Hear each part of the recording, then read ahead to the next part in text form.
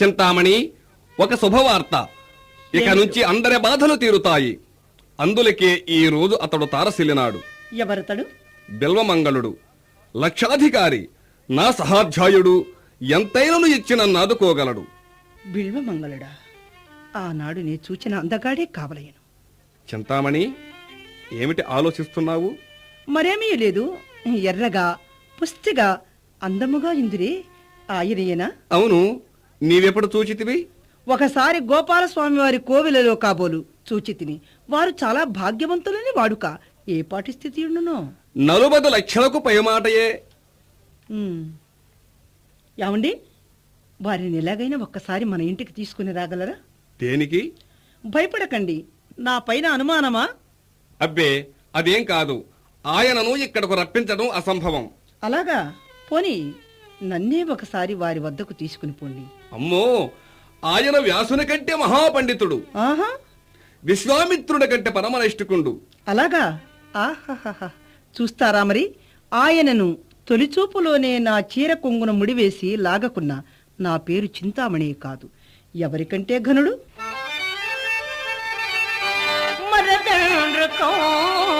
గిట మధువును చవిగొన్న వ్యాసుని కంటెను పండితుండ మేనక నాట్యంపు మైకాన వెర్రియో విశ్వామిత్రుని కంటె నైష్ఠకుండ దేవదేవి నిబంధ దీనత భ్రష్టుడా విప్రనారాయణు కంటె విమలయసుడా పడతి పాలిండ్లకై భ్రమసి పర్వెత్తు ఆ ఋష్య శృంగుని కంటె ఋషివరుండ రమణి ఒకసారి శృంగార రస ప్రపూర్ణమైన క్రీకంఠ చూపులు విసరనేని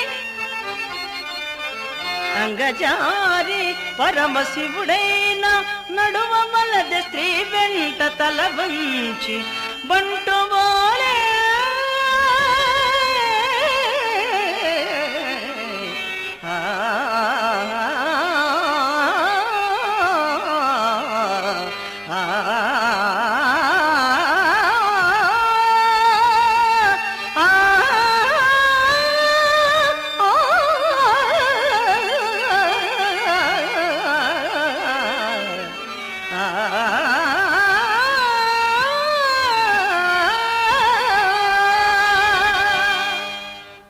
నీవు చెప్పినది నిజమే. కాని బిల్వమంగళుని భార్య భూలోక రంభ. రంభయ? వెర్రివాడ, మా ఇళ్లకు వచ్చువారిలో ఎవ్వని భార్య చక్కనిది కాదు. ముందు మీ భార్య మాట చెప్పండి.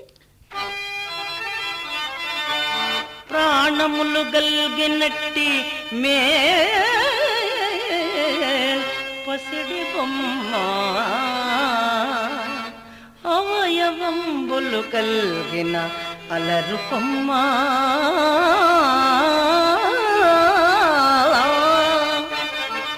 అట్టి భార్యను విడచే నీవు అగట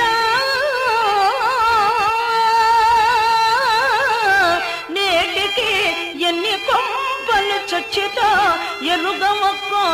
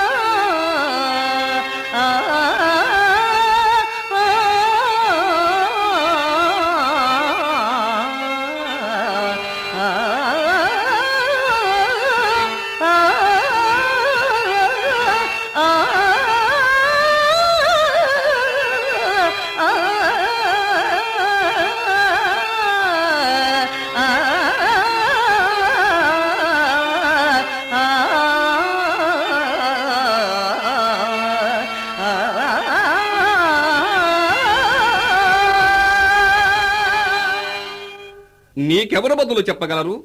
బదులు చెప్పుటతో పని లేదు. నేను చెప్పినట్లు చేయుదురేని బిల్వమంగళమూర్తిని మన ఇంటికి ఆకర్షించు భారము నాది. ఆ పైన ఆయనకున్న 40 లక్షలలో సగము మీది, సగము నాది. వెర్రిదానా, నీదేమిటి నాదేమిటి? నన్ను కళ్ళు మూసుకొని గంగలో దూకమన్నను దూకెదను. కళ్ళు మూసుకుని గంగలో నాయన కాసేపుడు నాయన. దేశంలో అన్ని రంగాల్లో సిగ్గులేని పెద్ద మనుషులు చాలా మంది ఉంటారు. ఒక్కడైనా వాటేసుకొని దూకరా, తతిమ ఎదవులందరికీ సిగ్గొచ్చుద్ది.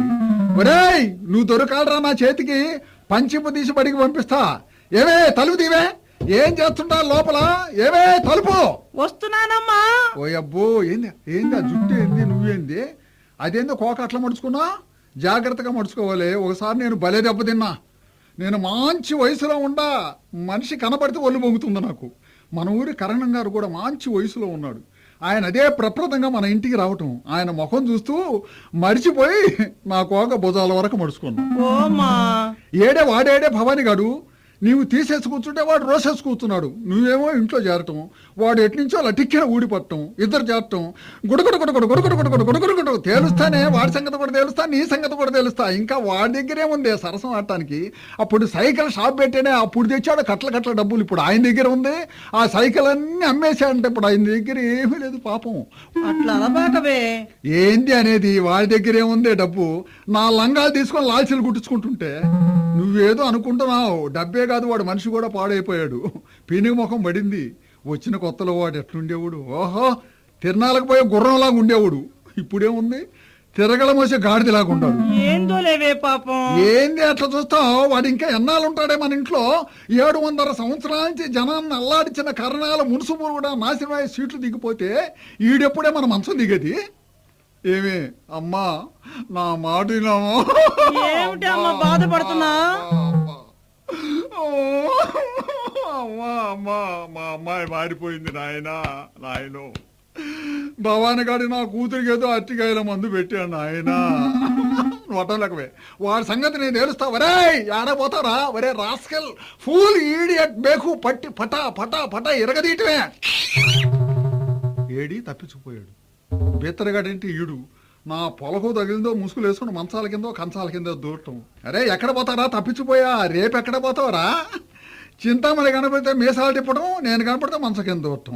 నువ్వే కాదులేరా, దేశంలో లోకుల ముంచే పెద్ద మనుషులంతా ముందు మీసాలు తిప్పడం, ఆ కింద కాళ్ళు పట్టుకోవడం. మంచాల కింద ఎన్నాళ్ళు దూరతావురా?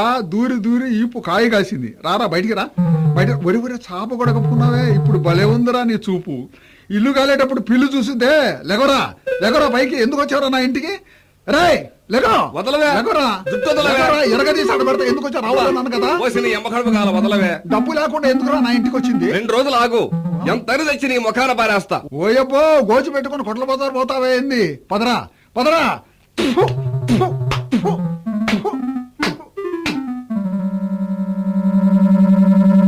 ఓయి బ్రహ్మదేవుడా, నీ బుద్ధి ఇంత బుగ్గి అయినదేమయ్యా? దివ్యస్థలం బగు తిరుపతి కొండను కోతి మూకను బాదు కొలిపినావు. తతహంస తూలికా తల్పంబునందును చెడు నల్లులను సృష్టి చేసినావు. ప్రీతిని వెడుగులావి జట్టులను ఓడిమించెడు ముండ్లు సృజించినావు. ప్రభువుల మందిర ప్రాంగణంబులా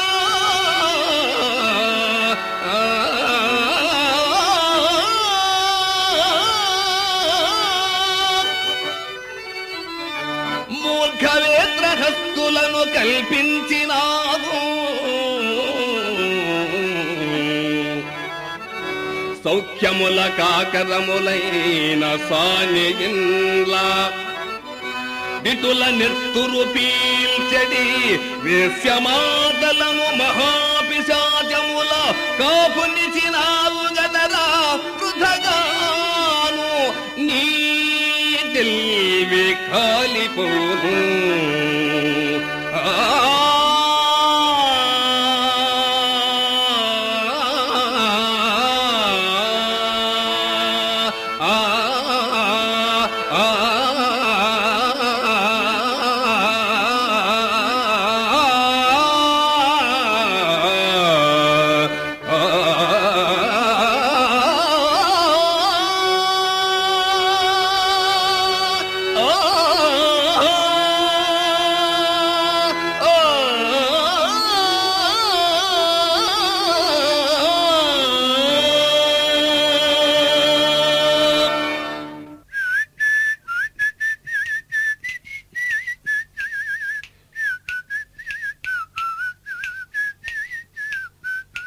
నమస్కారం అండి సుబ్బిశెట్టి బావ గారు. నమస్కారం చిత్రమ్మాయో. ఏంటో హడావుడిగా ఉన్నారు? ఏంది అడవి గాడిదలాగా ఉన్నానా? నువ్వేంది అనవసరంగా టాకింగ్? అబ్బో ఏమి తిప్పుతున్నావే, ట్రాఫిక్ ఆగిపోద్ది. బావా ఎప్పుడు వచ్చి తీవు కమ్మగా పాడతారే. పాడతారు. ఒకసారి ఎంత వ్యవహారం జరిగింది. సావిత్రి నాటకంలో యమధర్మరాజు వేషా. మీరా? రంగు చూటైంది వేయమన్నారు వేషా. దున్నపోత మీద ఎక్కి తేజీలోకి వచ్చా. మనకే పుటక్క పుటక ఉండే, పాటక పాట ఉండే. గొంతెత్తి ఆన్న దున్న బెదిరి పొలాలకు అడ్డం పడింది. ఆ పొలం ఆయన కర్ర తీసుకుని ఎండపడ్డాడు. ఇది తీసుకెళ్లి నన్ను చెరువులో వేసింది. నన్ను బయటికి లాగారు, చెరువు ఎండిపోయింది. అదేంటి? ఏముంది ఆ దెబ్బలో గోల, చెరువులో నీళ్లను శెట్టిగారే తాగారని. ఏంది ఎర్రిమాక నవ్వుతావు? ఎంత పేరు వచ్చింది. ఆ దున్నపోత నా ముఖం చూస్తే సరే తాడు తెంచుకుంటా మొదలు పెట్టింది. సరే గాని ఎక్కడికి బయలుదేరావు? మీకోసమే. బావగారు ఎక్కడ కనపడ్డా పిలుచుకు రావే అన్నది అక్కయ్య. ఏ బావే, నీకు ఊరి నిండా బావలేగా నెంబరు? పోండి, మిమ్మల్నే. నన్నేనా? నన్నేం గుర్తు పెట్టుకుందబ్బా? మీ ముఖం. అవును, ముదురు రంగు కాదు, కర్రె ముఖం. ఏంది నలుపా? మా వంశంలో లేదు నలుపు. చీకట్లో నేను బయటకు వస్తే ఊరు తొలుక్కమంటది. అది నీ సూపులో తేడా. నా ముఖం నీకు కర్రీ ముఖం లాగా ఉందా? నీ ముఖం నాకే బర్రె ముఖం లాగా ఉంది. అబ్బా ఎంత పొట్టో. తుప్పు, నా పొట్టేం చూచా? మా మేనమావన్ చూడలా. ఒకసారి తిరుపతిలో ఎంత వ్యవహారం జరిగింది. గుళ్ళో జనాన్ని నెట్టుకుంటా పోయి వాకిట్లో ఇరుక్కున్నాడు. ఎడిబీగినా రాల. దేవుడికి 3 రోజులు లేదు పూజ. రండి, అక్క మిమ్మల్ని కలవరిస్తుంది. నన్ను చూసిన వాళ్ళు ఎవరైనా కలవరించాల్సిందే. మా బజార్ ఆడోళ్ళకు కన్ను మూస్తే కనపడతానంట. అయితే మాత్రం అక్క కోసమే ఉన్నా. ఇంకొక ఆడదాన్ని అట్ట కన్నెత్తి చూచానా? కొట్టు దగ్గరికి వెళ్దాం పదండి. ఎందుకు? ఎందుకా? మా అమ్మకు కోకలు కావాలంట. కోకలా? నేను అనుభవం ఇంటికి. ఏంటి బావగారు, మా ఇంట్లో మీకేం మర్యాద తక్కువ చేశాం? ఆ మాట అన్నాడు పాపాన పోతాడు. మీ ఇంట్లో మర్యాదకేం తక్కువే. అత్తరు పూసేవాళ్ళు, జేబులు చూసేవాళ్ళు, తలగొరిగేవాళ్ళు. ఓ నాయనో, మీ ఇల్లు మరీ ఎగవ తిరుపతి. అసలు మీరు పీనాసోళ్ళేండి. అట్ట మాట్లాడబాక. శనివారం మా కొట్టు దగ్గరకు వచ్చి చూడు. ఖర్చు చూస్తే కళ్ళు తిరిగి పడాల. సాయంకాలానికి కనీసం 40-30 పైసలు ఖర్చు పెడతాను. మరి నాకేం తీస్తారు? నన్ను అడిగితే అడిగావు గాని డబ్బులు కుర్రోడని అడగబాక. పిల్ల రూట్లోనే ఉందని మంచి రోజు చూసి బోని కొడతారు. సరిగాని ఈ మధ్య తెల్లవారుజామున మా ఇంటి పక్క నుంచి వెళుతున్నావి. ఎక్కడికి అడుగుదామంటే మయ్యి వాకిట్లో ఉన్నాడు. గుడికండి. ఆహా, గుడికి తగిలే. అందుకే ఈ మధ్య అర్చకుడు ప్యాంట్ వేసుకుని పలహారం పెడుతున్నాడు. ప్రైవేట్ లో మానేసి కుర్రోళ్ళు పెదచ్చనాలు చేస్తున్నారు. గోయిందో గోయిందో, ఇంకేముంది, గుడి మూతపడ్డట్టే. సరేలే వెళదాం రండి బావగారు. అక్క కంటే నీ తొందర ఎక్కువగా ఉంది. ఇంట్లో ఎవరన్నా ఉన్నారా? అబ్బే ఎవరు లేరండి. అక్క మీకోసం బెంగ పెట్టుకుంది. నయం బాయిలో పడాల్సింది. నన్ను ఒక్కసారి చూస్తే మర్చిపోలేరే. పుటకట్ట పుట్టింది. రావాలని బయలుదేరే గాని అక్కడ ఎవరైనా ఉంటారని భయం. పోయినసారి దొడ్డాక వెళ్ళమన్నావా? బయటికి రాగానే భవానీ శంకరం పట్టుకున్నాడు. ఈసారి పోలీసు వాళ్ళ కంటపడ్డాము. ఇంకేముంది, చెరుకు గానుగలు చేయబెట్టినట్టి. ఎవరు ఉండరు. ఇక భవానీ శంకరం మా ఇంటికి రాడుగా. ఏ ఎందుకని? మొన్న మా అమ్మ తన్నపోయింది. తన్నలా? ఆహా. అబ్బో, ఏమి డాబు చేస్తాడో ఎదవ. అయితే నువ్వు ముందు పడ్డా, నీ వెనకాలనే వస్తా. కాదు, నాతోనే రావాలి. నువ్వు పదవే, కుట్లో మయ్య ఉన్నాడు. అడు చూడు, ఆ పక్కన కూర్చొని ఉందే, దానికి కాకి ఇయ్యాలని మయ్య. వాడు పోతే డబ్బులు తేవాలని నేను. ఇద్దరం కాసుకొని కూర్చున్నాం. అట చూడబాక. లారీ డ్రైవర్కి ఆ సూపు తగిలితే లారీలు తిరగబడతాయి. టాటా. ఇంగ్లీష్ ఎందుకే నీకు? అది అనవసరంగా టాకింగు. నువ్వు గో, నే కమింగు. మాట తప్పకూడదు. అబద్ధం ఆడే రకం కాదు. గుళ్ళో గుగిళ్ళు గంపలు తిన్న నోరిది. వామ్మ, మళ్ళీ ఎదురుపడ్డాడే. సెట్టేంది, నా వైపే ధైర్యంగా వస్తున్నాడు. శ్రీహరి నన్ను తన్నిన సంగతి వీడికి ఎవరైనా చెప్పారా ఏంది? నమస్కారం అండి భవానీ శంకరం పంతులు గారు. ఏంది, ఓట్లు ఇచ్చిన వాళ్ళు ఎదురు పడితే గెలిచిన ఆయన మొఖం తప్పించినట్టు ముసుగేసుకుపోతున్నారే. ఆ ఏమిటో ఈ మానవ జీవితం. అబ్బో, సమాధిలో కూర్చున్నాక మూతబండి ఎయిబోయే ముందు మాట్లాడే మాటలుగా అయ్యి. ఇదంతా శ్రీహరి దెబ్బేనన్నమాట. శెట్టి, నిన్నొకటి అడుగుతా, యథార్థం చెబుతావా? ఏమర్థం? యథార్థం. అది మనకు అలవాటే లేదు. ఏంటి? అదేనయ్యా, అబద్ధం ఆట మనకు అలవాట్లేదు. ఎక్కడికి వెళుతున్నావు? ఈయనేంది, పనిపోయిన పోలీసు అయినా పండ్ల కొట్లోళ్ళని దబాయించినట్టు ఇంక ఈయనకి ఎవరు భయపడతారు? నేనండి మీ దగ్గరికే వస్తున్నా. ఎందుకు? ఓట్లు అడగటానికి. మా వాళ్ళంతా నన్ను ఎలక్షన్ నిలబెట్టారుగా, ఎత్తిని చెయ్యి దించే పనిలే. మీలాగా ఎదురుపడ్డ ప్రతి ఎదవకి దండం పెట్టడమే. ఏయ్, ఏమిటి నువ్వు మాట్లాడేది? నిజమండి, నాకు వద్దన్నా. నిలబడకపోతే మా వాళ్ళు దంతా ఉన్నారు, గెలిస్తే అవతల దంతా ఉన్నారు. సారాయి తాగంది ఓట్లు వేయరంటగా, అప్పటికి మీటింగ్ పెట్టా. తప్పు నాయనా, ఓట్లు అమ్ముకోకూడదంటేను చెట్టి నీ కొట్లో గుడ్డలో ఊరకిస్తావా అన్నారు. నోరు మూచుకున్నా. ఈ సోదంతా అనవసరం. చింతామణి ఇంటికి ఎందుకు వెళ్ళావో చెప్పు. చెప్పాను కదండి చీరలు తీసుకున్నారని. మొన్ననే చెప్పావు కదయ్యా. ఆ సంగతి సరే గాని పంతులు గారు, నేను కూడా తమను ఒక్క మాట అడగాలని చాలా నుంచి అడుగుంటున్నాను. ఊళ్ళో ఏంది తమను గురించి రకరకాలుగా అనుకుంటున్నారు. ఈ ఊళ్ళో భవానీ శంకరం గారు మీరు ఒక్కరే కదా. అనుమానమా? వాడు భవానీగాడు అంతా ఆరిపోయాడు, ఇంట్లో పెళ్ళం రానియటం లేదు, అక్కడేమో చీయారి తన్నబోయింది. ఏయ్, ఎవడా కూసింది? చీకట్లో ఏం గుర్తుపడతాం, భజన దగ్గర భక్తులు అనుకున్నారు. అప్పులోళ్ళేమో తమని కట్టేసి తన్నాలనుకుంటున్నారని. నోరు ముయ్. కోపడితే చెప్పను. ఇంకొక మాట కూడా విన్నా. బిల్వమంగళుడిని తెచ్చి చింతామణికి ఇచ్చి వాళ్ళు పడగదిలో ఉంటే తమరు పంచలో కూర్చుంటున్నారంటగా. బిల్వమంగళుడు నా స్నేహితుడు, ఎప్పుడైనా నాతో సరదాగా వస్తాడు. అది లేక మీరు అలాంటి లుచ్చ పని చేస్తారా ఏంది? నేను అదే అన్నా, మా పంతులు పక్కలేసేవాడా డాపరా అని. కానీ చీయారు మాత్రం అబ్బో అబ్బో అబ్బో తమను గురించి భలే అన్నదండి. ఏమన్నది? మీరంటే ఎంత అభిమానం. చెట్టు గారు, భవానీ శంకరం అబ్బాయి అంటే ఎవరనుకున్నావు? నా సొంత అల్లుడు, ఎంత మంచివాడని. చీ అన్న చా అన్న సిగ్గులేనోడు, మొఖాను ఊస్తే కడుక్కోడు అన్నది. అంటదిలే. చింతామణికి కూడా నా పైన ఎంత ప్రేమని. నిజమేనంట. పై మనుషులు వచ్చినప్పుడు మంచాలు తగ్గితే సాప కప్పుకొని కింద పడుకుంటారని చింతామణి కూడా చెప్పింది నాకు. అబ్బే, అదేం లేదులే. అయ్యో, చిగ్గుపడతారు ఏందండి? మనసు కలిసిన తర్వాత ఎవరు కింద పడుకుంటే ఉంది, ఎవరు పైన పడుకుంటే ఏముంది? వస్తువులన్నీ మీయేనంటగా. అవును. ఇంట్లో ఇప్పటికి పెత్తనం మీదేనంటగా. తిరిగేముంది, మన పేరు చెబితే ఇల్లు గడగడ. నాకు మొదట తెలియలా. మొన్న నా బాకీ విషయంలో గట్టిగా అడిగితే అప్పుడు చెప్పింది శ్రీహరి, మా అల్లుడు భవానీ ఇంటే నీ మర్యాద దక్కదు, ఎంతయా నీ బాకీ, ఎదవ బాకీ ఇసిరవతల బారేస్తాడు అన్నది. అవును, లెక్కేముంది. అర్థమైందా మన తడాక?